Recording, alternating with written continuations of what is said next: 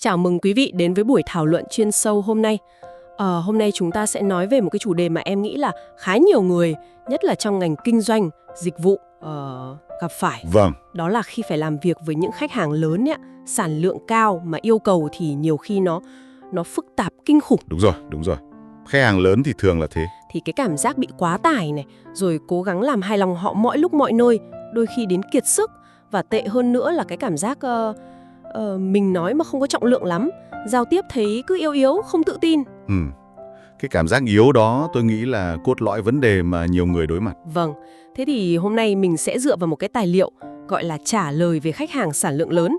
Cụ thể là mình xem cái câu hỏi 116 và phần trả lời trong đó. Một tình huống rất cụ thể. Dạ đúng rồi, nó phản ánh khá là điển hình cái nỗi lòng này. Thì mục tiêu của mình là sẽ cùng nhau phân tích xem cái lời khuyên ở đây là gì, làm sao để mình bớt áp lực đi, rồi cải thiện cái cách giao tiếp khi mà mình đang cảm thấy còn yếu như vậy. Và làm sao để khách hàng, nhất là khách hàng lớn, họ hiểu cho mình nữa, kể cả khi mình không đáp ứng được hết mọi thứ ngay lập tức. Chính xác ạ. Cái nỗi băn khoăn chính là làm sao để lời nói của mình nó khỏe hơn, nó có sức nặng hơn khi mà đối diện với những người vừa quan trọng lại vừa đòi hỏi cao như thế. Rõ ràng là khó. Thì trong tài liệu, cái người hỏi ấy họ mô tả cái cảm giác rất là Chật vật. Vâng, chật vật. Vì cái khối lượng yêu cầu nó quá lớn, cộng thêm cái sự tự ti về giọng nói, về cách diễn đạt của mình, cảm thấy lời nói còn yếu, khó thuyết phục khách hàng thông cảm. Cái cảm giác yếu khi giao tiếp đó, tôi nghĩ nhiều người đồng cảm lắm. Nhưng mà cái hay trong phản hồi của tài liệu ấy là họ không phủ nhận cái cảm giác đó. Dạ. Mà họ thừa nhận rồi đưa ra một cái hướng đi tôi thấy khá là thực tế. Nếu câu nói của em còn yếu thì cứ nói nhiều, luyện nhiều thì sẽ khỏe lên thôi. Nghe thì có vẻ đơn giản quá, cứ nói nhiều là được ạ. Không hẳn. Nghe thì có vẻ phổ thông, nhưng mà nó chạm đúng vào cái gốc của việc xây dựng sự tự tin và kỹ năng. Nó không phải là một cái gì đó thần kỳ đâu. Dạ. Mà là một quá trình, phải thực hành, phải mài giũa quá thực tế. Cứ làm nhiều thì nó khá lên thôi. Nhưng mà cái nói nhiều, luyện nhiều này liệu nó có phải chỉ đơn thuần là tăng tần suất nói chuyện không anh? Hay là nó còn ý nghĩa gì khác về chất lượng mỗi lần nói? Ví dụ như là luyện cách trình bày hay là luyện cách từ chối chẳng hạn? Đó là một ý rất hay. Cái nói nhiều, luyện nhiều này, mình phải hiểu nó rộng hơn một chút. Tất nhiên, nghĩa rộng là mình phải va chạm nhiều hơn, đừng có né mấy cuộc nói chuyện khó. Vâng. Nhưng mà quan trọng hơn ấy là cái chất lượng. Tức là mỗi lần nói, mỗi lần luyện ấy, mình phải có sự chuẩn bị, phải có rút kinh nghiệm. Tức là phải có chủ đích. Đúng rồi, phải tập trung xem là mình muốn nói cái gì, rồi cách nói làm sao cho nó rõ ràng, nó mạch lạc, mà vẫn thể hiện được là mình chân thành, mình đang nỗ lực. Dạ. Nó không phải chỉ là nói đi nói lại một câu, mà là cái quá trình mình cải thiện liên tục. Mỗi lần tương tác, dù được hay chưa được, thì cũng là cơ hội để mình ngồi mình nghĩ lại, mình phân tích. Xem là mình tốt chỗ nào, chưa tốt chỗ nào. Chính xác.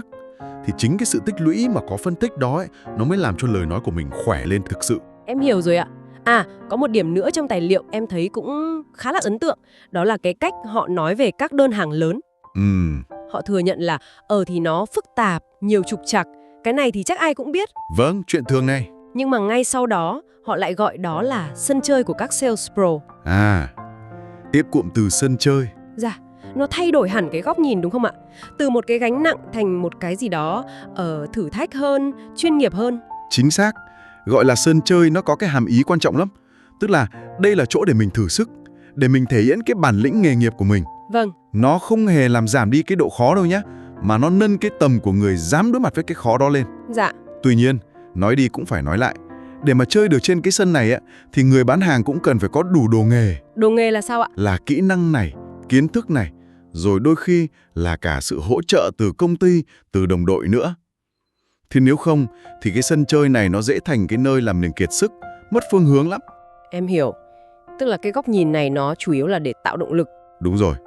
Để khuyến khích mình xem thử thách là cơ hội phát triển, chứ không phải chỉ nhìn thấy áp lực không thôi. Vậy thì với cái tâm thế đó, cái chiến lược cụ thể nào được đề xuất để mình chơi trên cái sân phức tạp này ạ? Em thấy tài liệu nhấn mạnh sự kiên trì và cách làm từng bước. Kiểu như là em cứ kiên trì giải quyết từng yêu cầu một, rồi thì cứ kiên nhẫn, đừng bỏ cuộc. Đúng vậy. Cái chiến lược giải quyết từng yêu cầu một ấy, nó cực kỳ thực tế khi mà mình đối mặt với một mớ hỗn độn. Vâng.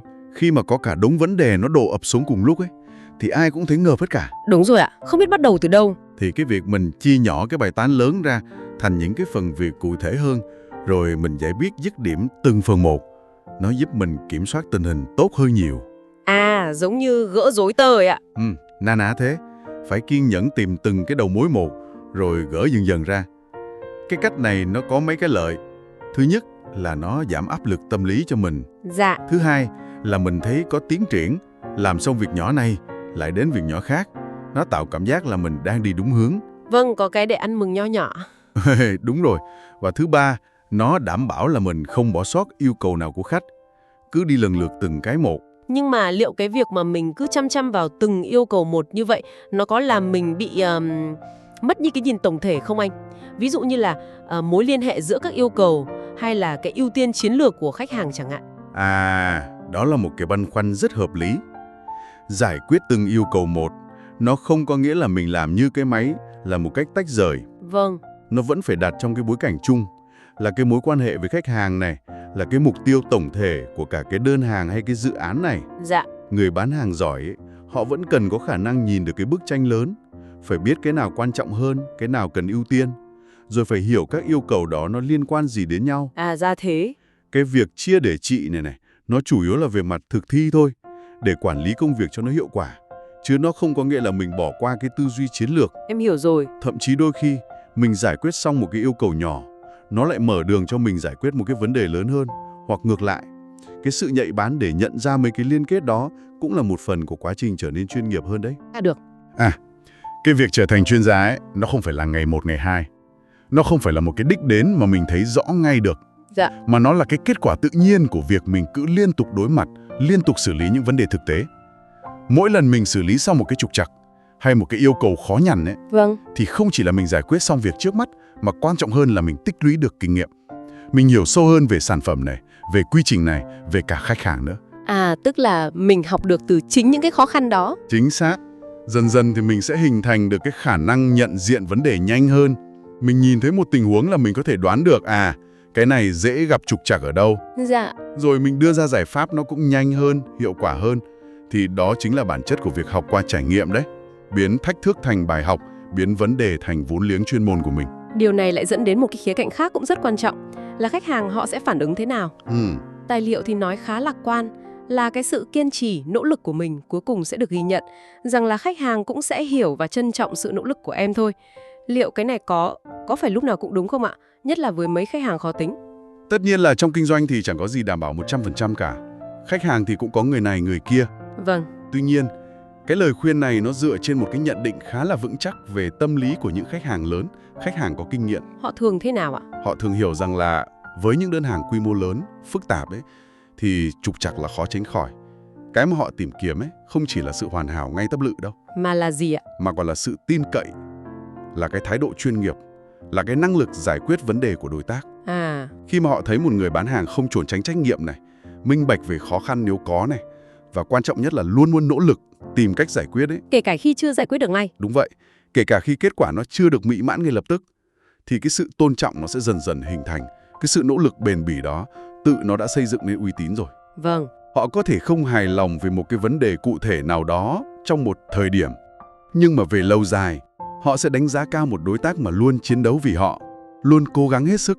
Như vậy là cái sự ghi nhận của khách hàng nó không chỉ đến từ kết quả cuối cùng, mà nó còn đến từ chính cái quá trình mình nỗ lực, cái cách mình đối mặt với thử thách nữa. Chính xác. Và có lẽ là để đi hết được cái quá trình đó, thì cái thông điệp cốt lõi nhất mà được nhắc lại ở cuối là cứ kiên nhẫn, đừng bỏ cuộc nhé. Một lời động viên nghe rất giản dị nhưng mà đúng là rất cần thiết trong những lúc khó khăn.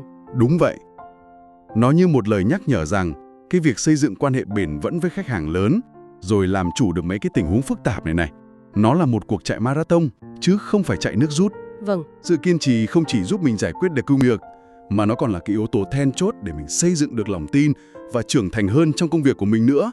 Vậy thì mình cùng tổng kết lại một chút những cái điểm chính mà mình rút ra được từ phân tích vừa rồi nhé.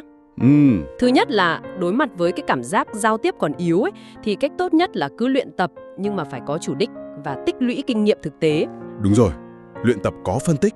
Thứ hai là thay đổi cái góc nhìn một chút, xem những cái thử thách từ khách hàng lớn như là một cái sân chơi để mình rèn luyện chuyên môn. Biến thách thức thành cơ hội. Thứ ba là áp dụng cái chiến lược chia để trị, tức là kiên trì giải quyết từng yêu cầu một để quản lý cái sự phức tạp đó. Chia nhỏ bài toán ra. Thứ tư là mình tin rằng cái quá trình mình đối mặt và giải quyết vấn đề liên tục ấy, nó sẽ giúp mình dần dần trở thành chuyên gia trong lĩnh vực đó. Tích lũy kinh nghiệm thành vốn liếng. Và cuối cùng, cái sự nỗ lực bền bỉ của mình, cái thái độ tích cực khi giải quyết vấn đề, thì khả năng cao là sẽ được khách hàng họ nhìn nhận và trân trọng. Vâng, xây dựng lòng tin qua hành động. Nếu mà mình nhìn rộng ra một chút ấy, thì những cái nguyên tắc kiên trì này, chia nhỏ vấn đề này, xem khó khăn là cơ hội học hỏi này, rồi xây dựng lòng tin qua nỗ lực, thực ra nó đâu chỉ giới hạn trong việc xử lý đơn hàng lớn đâu. Vâng. Nó là những cái kỹ năng sống và làm việc cực kỳ giá trị. Bất kể là mình quản lý một cái dự án phức tạp nào đó, hay là mình học một ngoại ngữ mới, hay thậm chí là giải quyết mâu thuẫn cá nhân đi chăng nữa.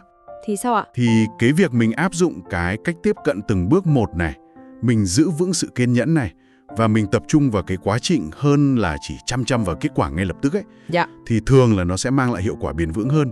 Nó giúp mình không bị tê liệt, bị choáng ngợp bởi những cái thử thách mà mình tưởng là nó quá sức mình. Rất là thú vị khi mà mình mở rộng góc nhìn ra như vậy ạ.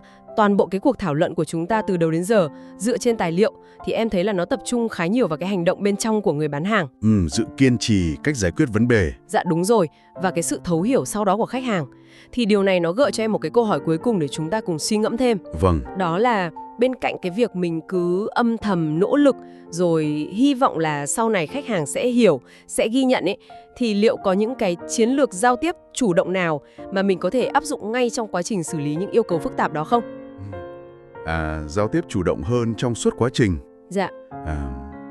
Những cái cách thức giao tiếp nào có thể giúp mình quản lý cái kỳ vọng của khách hàng tốt hơn, giúp xây dựng cái sự thông cảm song song với quá trình mình giải quyết vấn đề ấy, chứ không phải chỉ đợi đến cuối con đầu mới có sự thấu hiểu. Làm sao để kéo khách hàng vào cùng giải quyết vấn đề với mình, thay vì họ chỉ đứng ngoài chờ đợi. Chính xác ạ. Làm thế nào để biến khách hàng thành một phần của giải pháp, thay vì chỉ là người đưa ra yêu cầu và ngồi chờ. Thì đó có lẽ là một cái hướng để mình có thể khám phá thêm, nó vượt ra ngoài những cái lời khuyên mà chúng ta vừa phân tích hôm nay. Nếu bạn thấy video này hay thì hãy click follow và chia sẻ nhé. Như khách thấy giá tốt thì chốt booking thôi.